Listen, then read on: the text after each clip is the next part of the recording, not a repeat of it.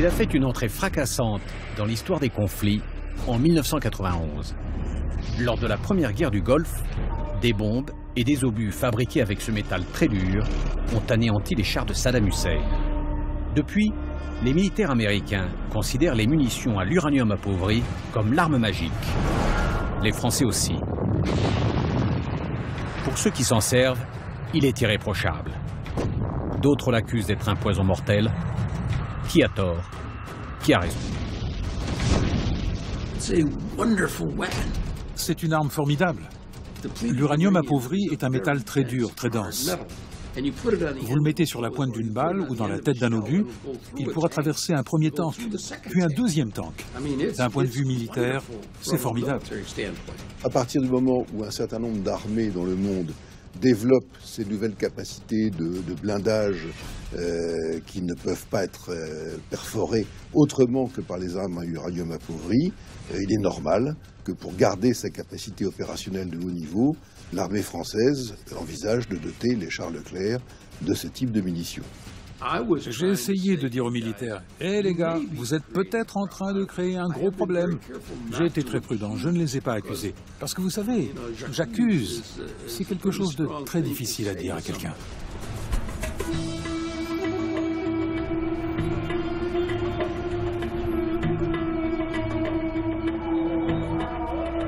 La piste de l'uranium appauvri commence en Irak.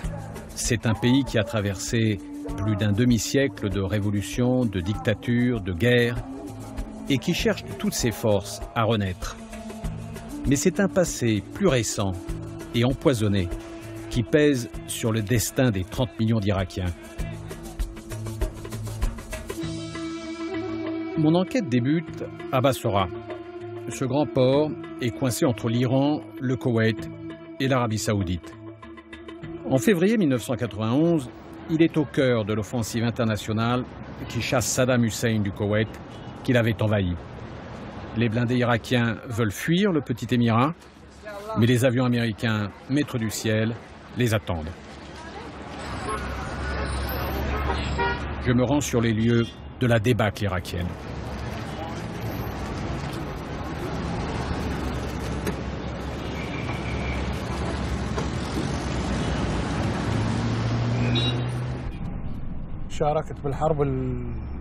J'ai fait la guerre du Koweït contre les forces américaines.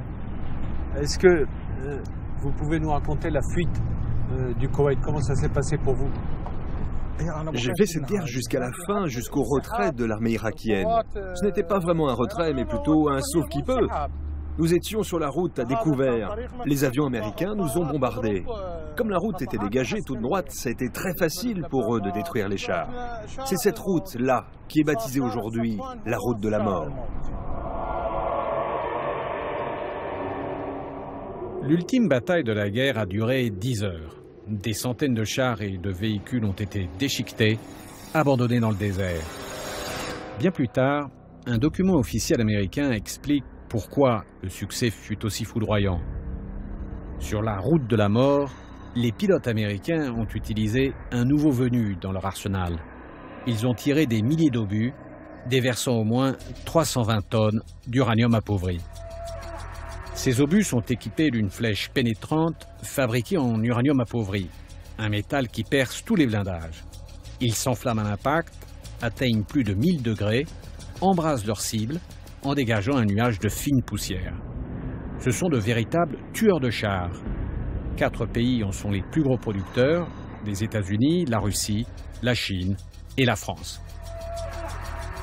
L'uranium naturel est un minerai exploité dans de nombreux pays. Enrichi, il devient hautement radioactif et est utilisé dans les armes atomiques et les centrales nucléaires. Le résidu de l'enrichissement est appelé uranium appauvri. Il est faiblement radioactif, mais n'est pas dégradable. Il doit être stocké ou recyclé. 50 000 tonnes en sont produites chaque année dans le monde.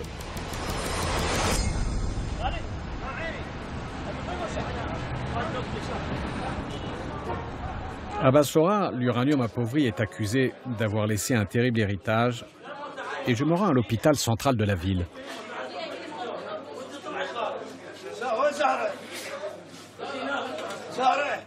Vous suivez un traitement? Oui, je continue à me soigner. Jusqu'à ce que Dieu me prenne mon âme. On m'a découvert un cancer du pancréas et puis du foie. Vous savez, les pays qui ont déclenché ces guerres ne viennent pas nous aider. Ils ont déversé leur poison sur nous et puis ils sont repartis. Salam alaikum. En 1991, quand la première guerre du Golfe a commencé, j'étais ici. Dans cet hôpital, je faisais des gardes de nuit. Les avions, les bombardiers sont venus nous attaquer. Par la suite, 3 ou 4 ans plus tard, le nombre des cancers enregistrés dans cet hôpital a commencé à augmenter. Par rapport aux années 80, 90, les cas de cancer ont été multipliés par 4. Vous savez, maintenant, les gens ici ont une réelle phobie du cancer. Dès que quelqu'un se trouve une grosseur sur le corps, ils pensent que c'est un cancer.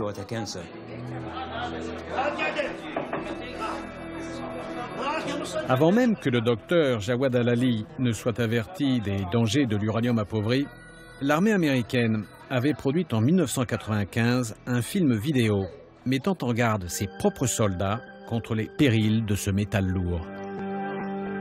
Battlefields and fighting are by nature hazardous to your health. Some hazards are easy to identify and well understood. Soldiers recognize the serious hazards presented by incoming artillery shells and bullets and take appropriate actions. However, some lesser hazards from new technological applications are not so well known and recognized. One of these newer applications is the use of depleted uranium in munitions and equipment armor. Ce film établit 3 règles de sécurité face à une source de contamination à l'uranium appauvri. S'en éloigner le plus vite possible, le plus loin possible, et éviter toute exposition de la peau. 3 conseils impossibles à respecter par les habitants de Bassora. Je découvre un de ces cimetières de chars présents partout dans la ville. Des milliers de tonnes de débris, dont certains contaminés par des poussières d'uranium appauvri, sont restés pendant 20 ans à portée de la population. Et je vais demander à la responsable du ministère de l'Environnement pourquoi ces épaves n'ont pas été mises à l'abri. Après 1991, nous avons établi une liste complète des sites. Aucun service ne s'occupait de ça. À chaque fois que l'on découvrait une pièce contaminée, on la marquait avec de la couleur rouge ou jaune. Avant 2003, on mettait aussi une indication. Danger, pièce contaminée, ne pas s'approcher.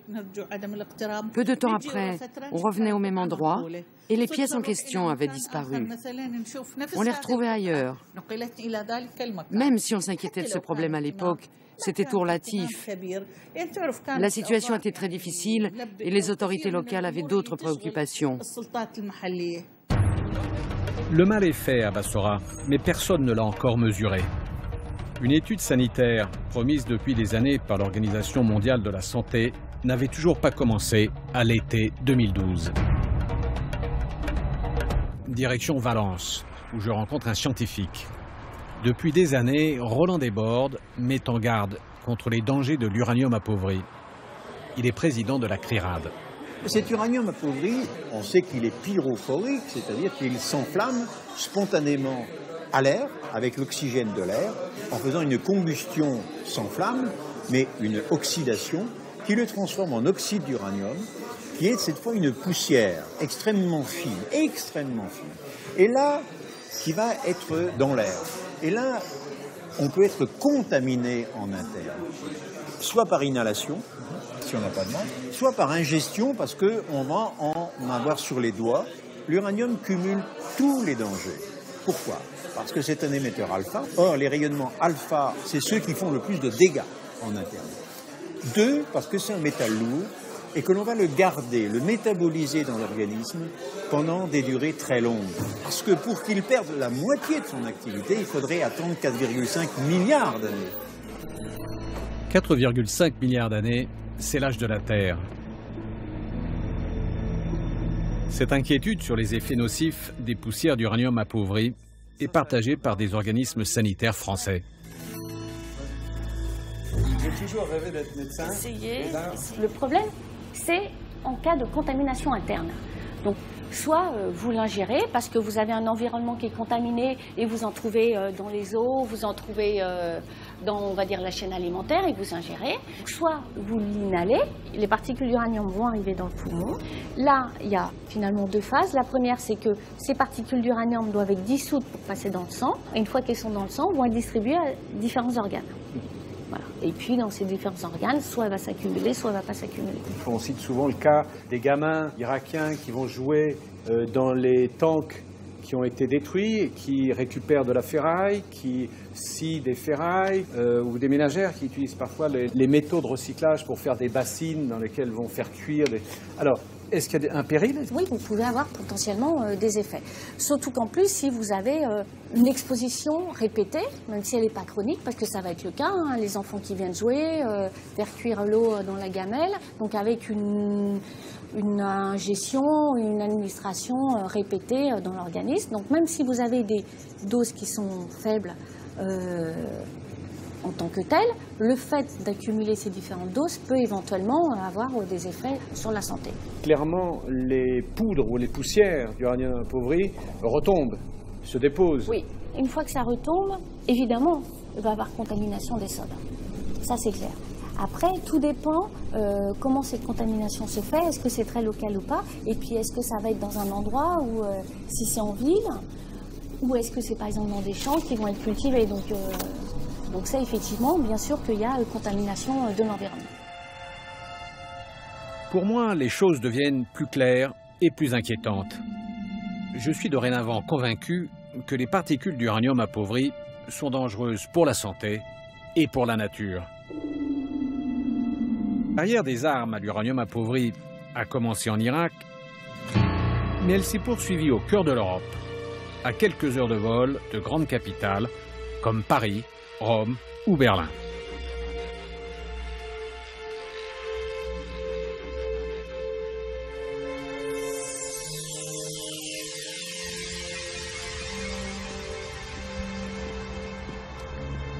Je marche au milieu des tombes du cimetière juif de Sarajevo. C'est de là que les tireurs serbes tenaient sous leur feu la ville assiégée. Les journalistes qui, comme moi, venaient ici couvrir le conflit, se retrouvaient derrière les murs jaunes de l'Holiday Inn. En 1992, l'éclatement de la Yougoslavie précipite la Bosnie dans la guerre. Dès avril, les habitants de Sarajevo sont pris au piège. L'ONU commence une mission impossible pour réconcilier musulmans, serbes et croates. La guerre s'enlise et en 1995, l'OTAN intervient. Ces avions, essentiellement américains, bombardent les Serbes qui sont contraints de faire la paix.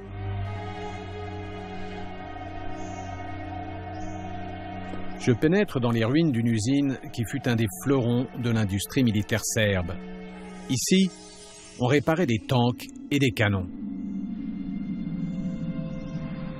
Les avions de l'OTAN ont attaqué 7 fois l'usine d'Adici en septembre 1995 et ont tiré plus de 4000 obus à l'uranium appauvri. Avec l'instauration de la paix, les Serbes d'Adici sont allés vivre à Bratunac, une ville de la République serbe de Bosnie, dans l'est du pays, y vivre, mais aussi y mourir. Nedeljko Zelenović est journaliste. C'est un témoin à charge. Il a enquêté sur les bombardements de l'OTAN. Son père, son oncle, ses cousins et des dizaines d'amis travaillaient à l'usine d'Adici. Tous les ouvriers qui travaillaient à l'époque sur les chaînes de montage, qui se sont retrouvés piégés pendant les combats. Et plus tard, à cette époque où moi je suivais les événements, tous les ouvriers sont morts de différentes sortes de cancers. En 1996, la population de Bratunac compte entre 20 et 22 000 habitants. Sur ce nombre, moins de 5% de la population est originaire de Adici. Cette année-là, en 1996, dans le cimetière municipal de Bratunac, 154 personnes ont été enterrées. 3% sont originaires de Adici. En 2000, 105 personnes sont enterrées à Bratunac et là, c'est 50% qui sont originaires de Adici. J'ai quelques noms si ça vous intéresse. Đerić Budimir, Andrić Drago, Mastrilo Dušan, Banduka Milinko, Banduka Danilo, Aleksić Nenad, Makajić Simo, Stanojević Relja, Puša Ramoni, Turuntaš Ljubica, Laušić Gospar. Mais établir la paix à grand renfort de bombes a souvent des effets indésirables. Je retourne à Adici, à la recherche des victimes oubliées.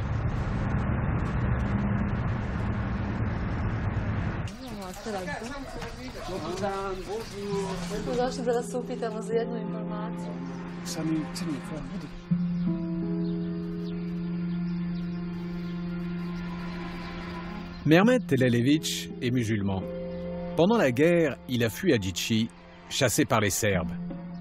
En 1996, il rentre dans son village, à côté des ruines de l'usine d'armement. Il retrouve sa maison, soufflée par les bombes. Mehmet l'a reconstruit, sans soupçonner que la terre autour de lui a été contaminée par des poussières empoisonnées. Nous n'avons jamais été informés. Personne ne nous a rien dit. Et ça, l'opinion publique ne doit même pas le savoir, même si cette maladie peut toucher tout le monde. Elle se subit, se combat, on peut y survivre ou en mourir. Je connais ici au moins 10 personnes, toutes jeunes, âgées de 35 à 40 ans, qui ont un cancer. Mehmet m'apprend qu'en 2004, il s'est découvert un cancer du côlon. Il a suivi une chimiothérapie intense et il est en rémission.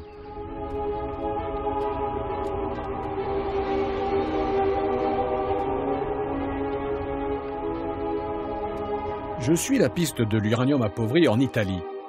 Ce pays, grand allié des États-Unis au sein de l'OTAN, a pris en charge des missions humanitaires en Bosnie. Puis il a envoyé en 1999 au Kosovo un fort contingent pour s'interposer entre Serbes et Albanais. Et c'est en Italie que la question de la nocivité des armes à l'uranium appauvri va éclater au grand jour, fin 1999. Nos militaires en mission de paix dans les Balkans seraient exposés à la contamination due à la présence d'uranium appauvri dans les munitions. Mes amis, nous avons ici le sergent-major Antonacci. Vous êtes malheureusement malade. Est-ce que vous pouvez nous raconter comment ça vous est arrivé ? Oui, je suis parti le 31 août 1998 pour une mission à Sarajevo, une mission de 6 mois. La visite médicale m'avait donné son feu vert. Et durant mon séjour à Sarajevo, j'ai eu de nombreux malaises. Et ces malaises, quelques mois après mon retour, ont été attribués à un lymphome. Cancéreux ? Cancéreux. Le 13 décembre 1999, un mois après son apparition à la télévision, le sergent Andrea Antonacci est décédé. À Rome, je rencontre un militaire italien qui a été lui aussi en mission dans les Balkans, le colonel Emerico Lacetti. Et alors, ça a commencé en 1999 ? Je rentre en 1999 et le 24 décembre, je fais un examen radiographique. Je me souviens que j'étais seul avec le technicien, il n'y avait personne à l'hôpital. Quand je lui ai dit « Qu'est-ce que j'ai ?», il m'a dit « Qu'est-ce que tu as ?» Il me dit « Profite bien de ce Noël parce que tu ne seras sans doute pas là l'année prochaine. » J'avais cette masse de 24 cm de long, 14 de large et 12 d'épaisseur. Une saleté qui occupait mes poumons. Par la suite, j'ai fait des examens. Ils ont pris un morceau de cette tumeur et l'ont examiné. Et à l'intérieur, ils ont trouvé de nombreuses particules de céramique, parfaitement rondes. Elle contenait beaucoup de substances qui n'existent pas dans la nature, mais uniquement lorsqu'un projectile à l'uranium appauvri explose. Cela produit un nuage de poussière qui, quand on l'inhale, crée ce type de pathologie. Moi, je vis dorénavant dans un corps miné.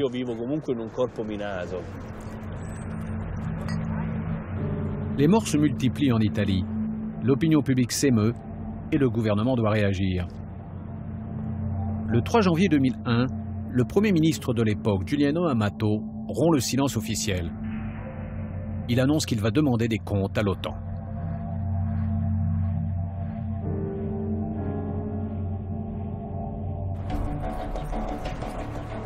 Mais cette exigence de transparence va avoir peu d'effet. Je rencontre le général Fabio Mini à Florence. Il a pris en 2002 le commandement de la mission de l'OTAN au Kosovo. Immédiatement, il s'inquiète des risques présentés par l'uranium appauvri à la suite des frappes de l'OTAN sur le territoire en 1999. Ma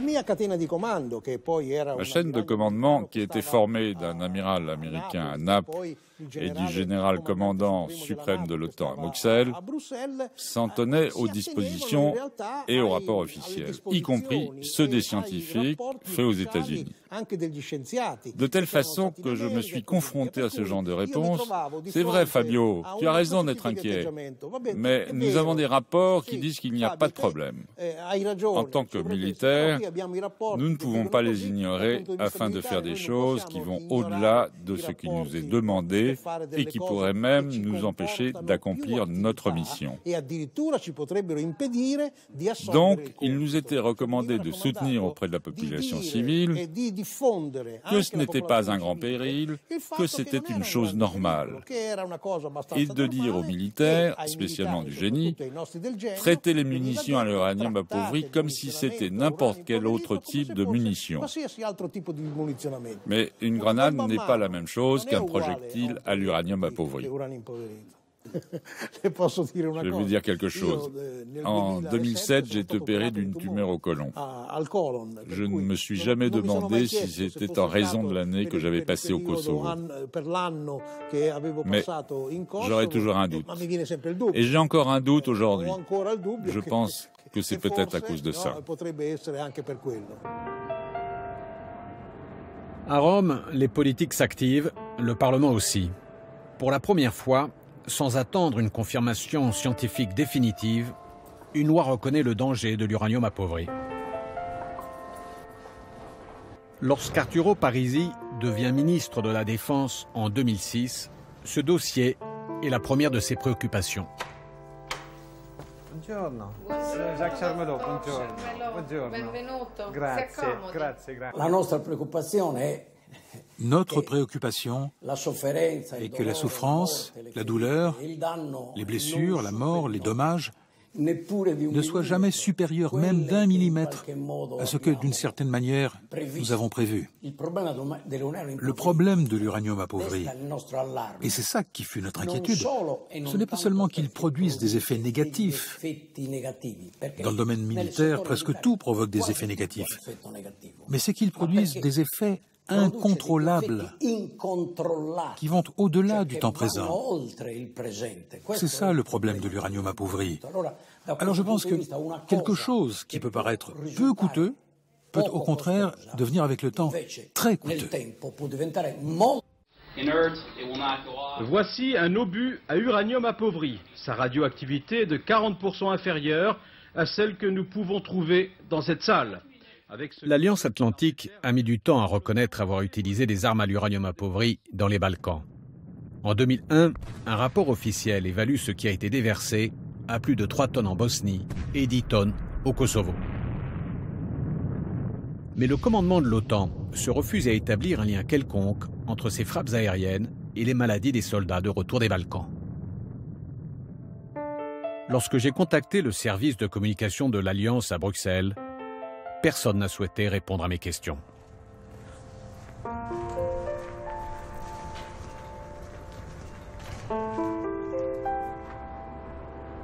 En France, Alain Acariès est un père inconsolable.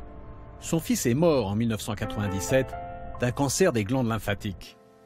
Ludovic était militaire et conduisait un camion en Bosnie, un camion contaminé depuis la guerre du Golfe, assure Alain Acariès, par des poussières d'uranium appauvri.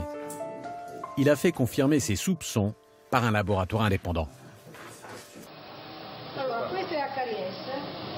Monsieur Acariès leur a apporté quelques échantillons du ganglion cancéreux de son fils, prélevé en France par l'hôpital avant son décès. Un microscope électronique d'une grande puissance et une technique inédite mise au point par le professeur Gatti vont révéler l'intérieur des tissus. On voit très bien, regardez. Ce sont de toutes petites particules, des nanoparticules. Elles ne sont ni dégradables, ni compatibles. Elles ne sont pas compatibles avec la vie. Plus surprenant encore, la composition chimique de ces nanoparticules.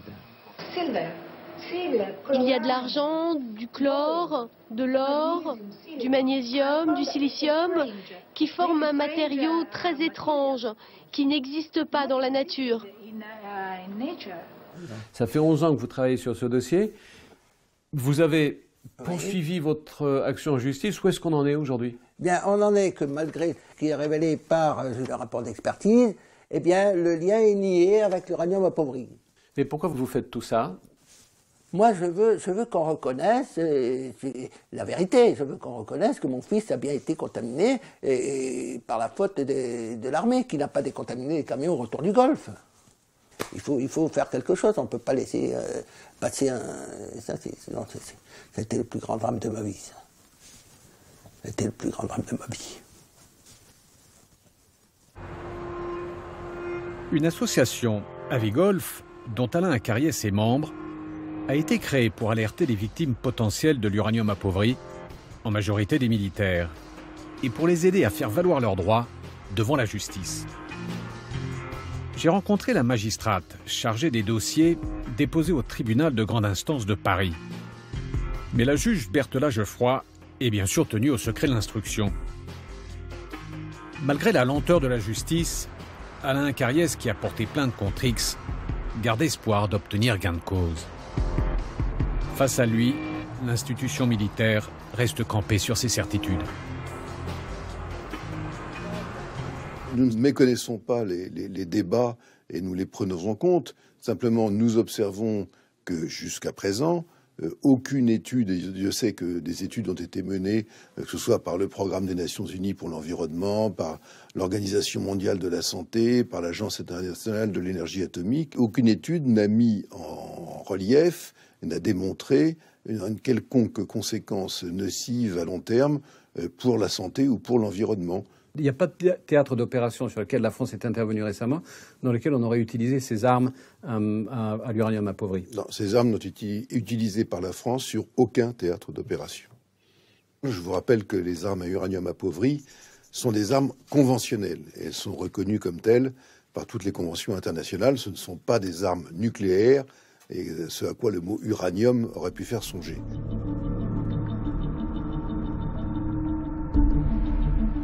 Cette position de la France est en contradiction avec les efforts entrepris par le Parlement européen. Depuis des années, les élus européens demandent la suspension de la fabrication et de l'usage de ces armes. Ils ont voté en 2008 une motion dans ce sens à la quasi-unanimité. Monica Frassoni est la présidente des Verts européens. C'est vraiment un fil rouge qui commence avec des étranges événements autour de la guerre en Irak, continue et se renforce à la guerre en Yougoslavie et devient un des plusieurs thèmes qui sont traditionnels pour le Parlement européen. Alors, il y a un élément qui me semble important, et c'est qu'il y a deux pays, notamment la France et le Royaume-Uni, qui se sont toujours refusés d'appuyer les bannissements, donc la moratoire sur l'uranium appauvri. Très souvent, on voit qu'il y a une réticence énorme de la part des gouvernements, de la part des armées, de la part même des forces politiques, à faire sortir publiquement un thème. L'urgence d'une plus forte intervention politique face à l'uranium appauvri est d'autant plus pressante qu'une nouvelle guerre a fait apparaître un nouveau péril.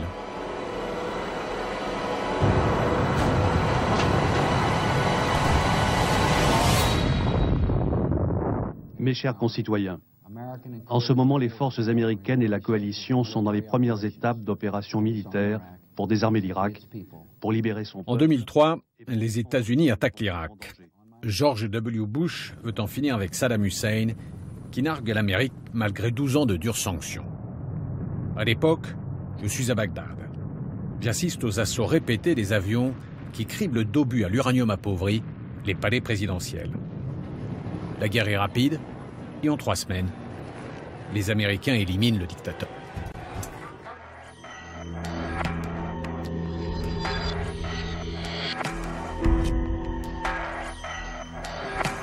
En 2004, un an après le début de leur occupation, les Américains doivent faire face à une véritable insurrection. Falloujah en est l'épicentre. Pour mater la révolte, la ville est écrasée sous les bombes.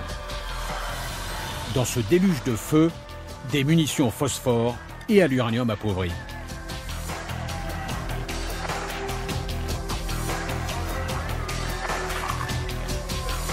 Aujourd'hui, la paix est revenue dans la cité des mosquées et la vie a repris, sous l'œil vigilant de l'armée irakienne.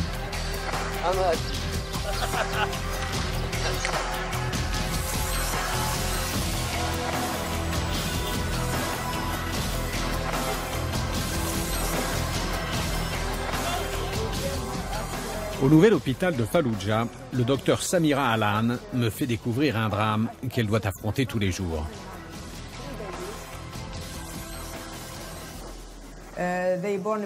Ici, il y a 3 nouveau-nés. Ils sont prématurés, nés au 8e mois. L'un d'eux est né avec un bec de lièvre. On va opérer cet enfant, n'est-ce pas? Bien sûr, si... S'il survit. Oui, s'il survit.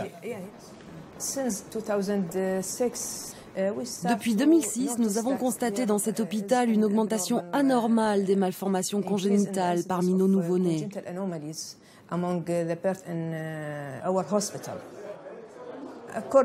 En ce qui concerne les cas enregistrés par nous, le niveau de malformation s'établit à 14,7 pour 1000 parmi les nouveau-nés. Et quel serait le niveau normal du taux de malformation? Cela ne devrait pas dépasser 1 à 2 pour 1000. Nous avons examiné 25 familles de Falloujah qui ont eu des enfants nés avec des malformations. Nous avons prélevé des cheveux des parents et des enfants et nous les avons envoyés à un laboratoire indépendant en Allemagne. Et nous avons découvert des concentrations importantes d'uranium, de mercure, de bismuth et d'autres substances qui ne sont pas normalement dans la nature, dans le sol et dans les plantes.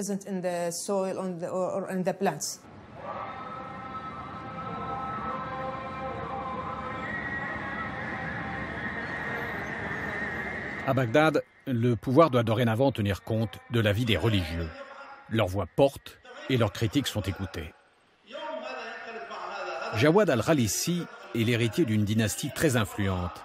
Il dénonce ce qu'il considère comme une atteinte à l'intégrité génétique de son peuple.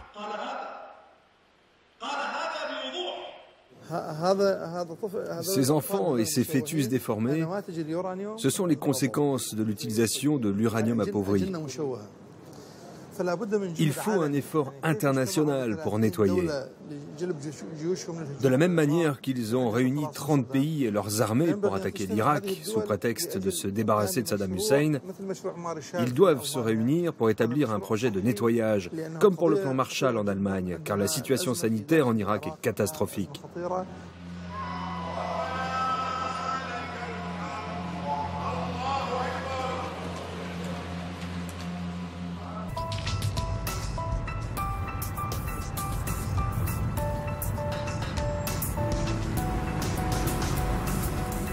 À l'inverse de ce qu'il avait fait après la guerre de 1991, le département de la Défense américain n'a jamais publié de chiffres sur la quantité d'uranium appauvri utilisé pendant la guerre de 2003 en Irak.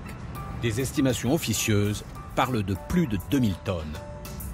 J'ai cherché depuis le début de mon enquête à avoir une réaction du Pentagone. Et après des semaines d'échanges de mails, un porte-parole me répond finalement. Cher monsieur, nous ne serons pas en mesure de répondre favorablement à votre demande d'entretien. Le ministère de la Défense et la communauté scientifique enquêtent depuis des décennies sur la sécurité radiologique de l'uranium appauvri et sur ses effets sur la santé et sur l'environnement. Le Centre de contrôle et de prévention sanitaire a conclu qu'il n'a pas d'indication de cancer ou de cas de leucémie dans la population concernée. La réticence officielle à se pencher sur l'impact sanitaire et environnemental de l'uranium appauvri s'explique aussi par des raisons économiques. Évidemment, du point de vue des armées, du point de vue technique, si je dois faire un trou dans un char, l'uranium appauvri, c'est génial parce qu'il est vraiment efficace. Et en plus, ça recycle. Donc voilà. Je pense que là, il n'y a pas vraiment beaucoup de... C'est une win-win situation. C'est absolument win-win situation. Les petits détails, c'est qu'en Serbie, ils ont pu voir que pour nettoyer une tête des 30 mm qui ont été lancées, ou pour nettoyer là où ils sont tombés, ils ont dépensé $300 000 plus ou moins. Et donc, ça veut dire que si je dois, même du point de vue... C'est peut-être une win situation, mais en même temps, si moi je dois les nettoyer après... C'est une win-win situation très coûteuse. Exactement, pour les pouvoirs publics. Donc, et ça, c'est des chiffres qui ont été reconnus et cités.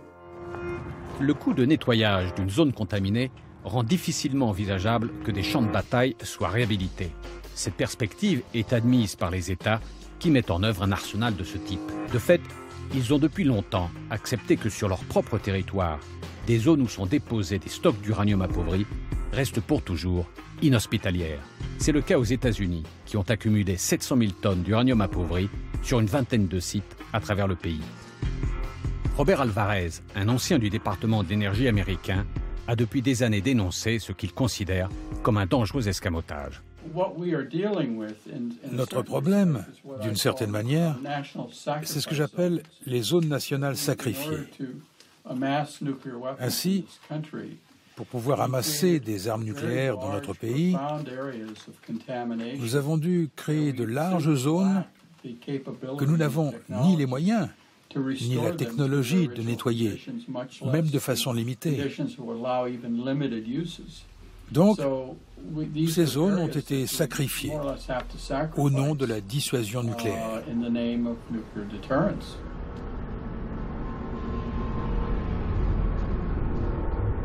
C'est de façon fortuite que je fais en Irak une découverte étonnante qui confirme les prédictions alarmistes de Robert Alvarez.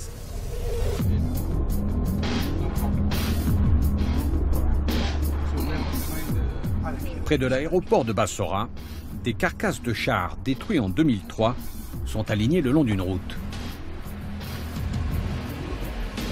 Des soldats me révèlent un épisode jusqu'ici tenu secret.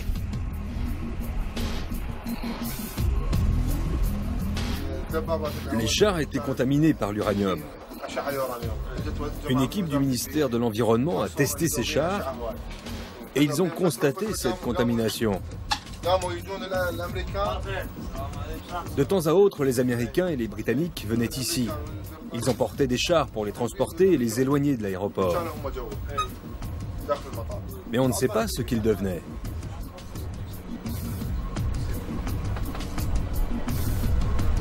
Mais moi, je veux le savoir. Pour les ferrailles contaminées, cet endroit mystérieux est la fin du voyage, et le découvrir serait la fin de mon enquête. Je vais interroger le général Jabbar, qui commande la police des frontières dans la région de Bassora. Une partie de cette ferraille a été déplacée vers cet endroit dans le désert. Comment l'appelez-vous ? Il s'agit de Hafr el-Batin. Quand est-ce que ces ferrailles ont été déplacées ?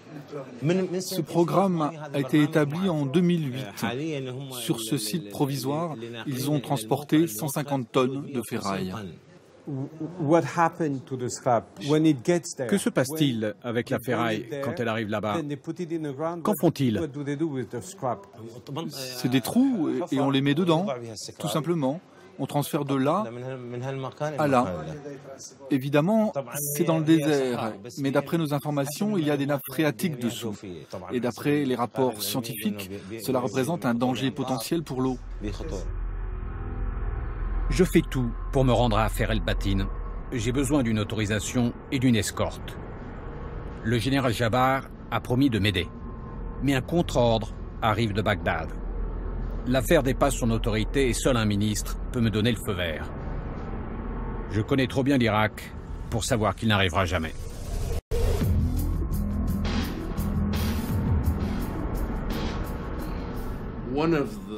Une des premières choses que vous apprenez quand vous êtes gamin, c'est de ranger votre désordre. Vous ne devez pas attendre que quelqu'un vienne ramasser vos crayons et vos jouets.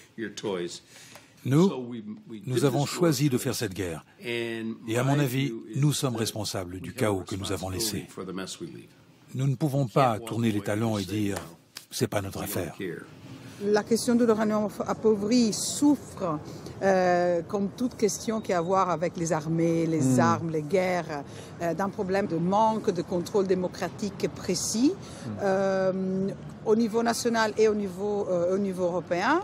Et je pense qu'il faut que les mots d'ordre, c'est de continuer la bataille et au niveau des Nations Unies, où c'est très utile de le faire, et au niveau de l'Union européenne, pour faire en sorte qu'on arrive à un moratoire sur les armes à uranium appauvri. Des pays qui ont utilisé les armes à l'uranium appauvri, et je les comprends, n'ont pas envie d'être rappelés à l'ordre pour des armes qu'ils pensent avoir le droit d'utiliser et dont ils pensent qu'elles ne sont pas dangereuses.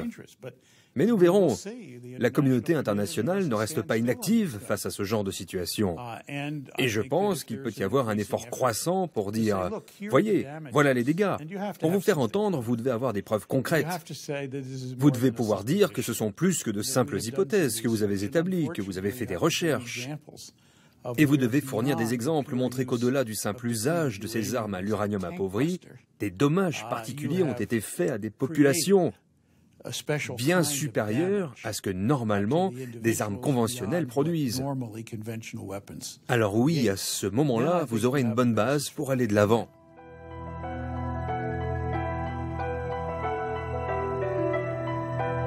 Les armes à l'uranium appauvri ont été inventées dans les années 70 pour arrêter en cas de conflit les divisions blindées de Moscou. L'ennemi soviétique a disparu, mais cet arsenal à la puissance démesurée est resté. Et les responsables qui en autorisent l'utilisation devront un jour expliquer pourquoi ils sont restés sourds aux appels à la prudence. Les plus braves sont ceux qui n'ont jamais fait la guerre. Ceux qui pensent que la guerre est une belle aventure, qui veulent voir les défilés, regarder les drapeaux passer, écouter les fanfares, ils n'ont pas la plus petite idée de ce que l'on ressent vraiment une fois rentré chez soi.